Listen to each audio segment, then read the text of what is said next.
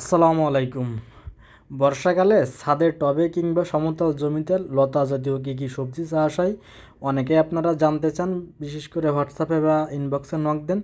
আজকে ইনশাল্লাহ বিষয়টা ক্লিয়ার করব, যেহেতু এখন বর্ষাকাল, বর্ষা শুরু হয়েছে, এখন বীজ বপন করার সময়, এখন পারফেক্ট সময়। এখন বীজ বপন করলে একটা বীজও নষ্ট হবে না। তো প্রথমে দেখতে পাচ্ছেন করল্লা। করল্লা আপনারা চাইলে বৃষ্টির সময় রোপণ করতে পারেন। বৃষ্টির সময় করল্লা অনেক ভালো হয়। যে জাতি রোপণ করেন সেটা আপনাদের ব্যাপার, আপনাদের পছন্দ মতো রোপণ করবেন। বাট বৃষ্টির সময় আপনার করলা অনেক সুন্দর হবে, ইনশাল্লাহ অনেক ভালো হবে। এরপরে টোটালি আপনার কীটনাশক মুক্ত যদি চাষ করতে চান, সেক্ষেত্রে মিষ্টি কুমড়ো রোপণ করতে পারেন। মিষ্টি কুমড়াও বৃষ্টির সময় অনেক ভালো হয়। সেটা আপনার যারা ছাদে রোপণ করবেন তারা একটু শক্তি বেশি দেওয়ার চেষ্টা করবেন, মানে একটু সার বেশি দেবেন। কারণ এটা হচ্ছে আপনার মোটামুটি বেশি সময় লাগে, আপনার হচ্ছে ওইটা লাগে প্রায় 3 মাস মতো সময় লেগে যায়, 90 দিন মতো হারভেস্ট করতে। এরপরে দেখলেন ঝিঙ্গেও আপনারা বৃষ্টির সময় ভালোভাবে রোপণ করতে পারবেন, আর ঝিঙ্গেও ইনশাল্লাহ অনেক ভালো হবে। এরপরে আপনারা দুন্দলও বৃষ্টির সময় ভালো হয়, যদিও আপনার সব সবজি এখন 12 মাসই হয়, কিন্তু এইগুলো আছে বৃষ্টির সময় অনেক ভালো হয়। যেটা আপনারা সিজন অনুযায়ী বোঝা লাগে যে এখন 12 মাসে কিন্তু বাংলাদেশে সব সবজি পাওয়া যায়, কিন্তু সিজন অনুযায়ী আপনার কম খরচে অনেক বেশি ফলন পাওয়া যায়। যেখানে আপনাদের বিশেষ করে যারা ছাদে লাগাবেন বা টবে লাগাবেন তাদের জন্য অনেক ভালো হবে, ভালো প্রফিট করতে পারবেন বা নিজের চাহিদা মেটাইতে পারবেন।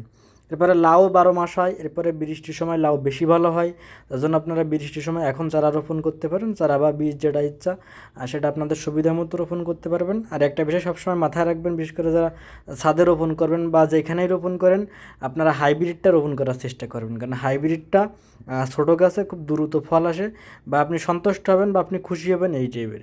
এরপরে শশা রোপণ করতে পারেন। শশা আপনার অল্প দিনের ফসল, এমনকি 35 দিনে গাছে আপনার ফল চলে আসবে। তো শশা কিন্তু আপনার এখন 12 মাসই চাষ হয়। এরপরে আপনার বৃষ্টির সময় শশা ভরপুর ফলন দেয় আর কি, এজন্য শশাটা আপনারা রোপণ করবেন। এরপরে আছে আপনার চিচিঙ্গা, বা আমাদের আঞ্চলিক ভাষা আমরা কুশি বলি, এটাও আপনারা রোপণ করতে পারেন বৃষ্টির সময়। আর লতা জাতীয় সবজি বলতে আপনার সবসময় কম পরিশ্রম হয়, তো এই জন্য লতা জাতীয়টাই আপনারা মেন ফোকাস দিবেন, বা 12 মাসি সবজিগুলো একটু কঠিন কাজ আর কি, ওইখানে খরচ হয়। এরপর আপনার চাল কুমড়া রোপণ করতে পারেন। চাল কুমড়াও বৃষ্টির সময় অনেক ভালো হয়, এগুলো অন্য সময় অনেক ভালো হবে না। তো এরপরে যদি কোনো প্রশ্ন থাকে তো কমেন্ট করবেন ইনশাল্লাহ।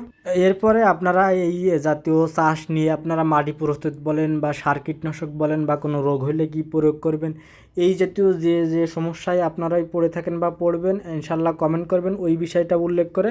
আমি ইনশাল্লাহ হয়তো ওইখানে অবশ্যই রিপ্লাই দেওয়ার চেষ্টা করব, না হলে অবশ্যই ইনশাল্লাহ ভিডিও করে আপনাদের বোঝাই দেওয়ার চেষ্টা করব।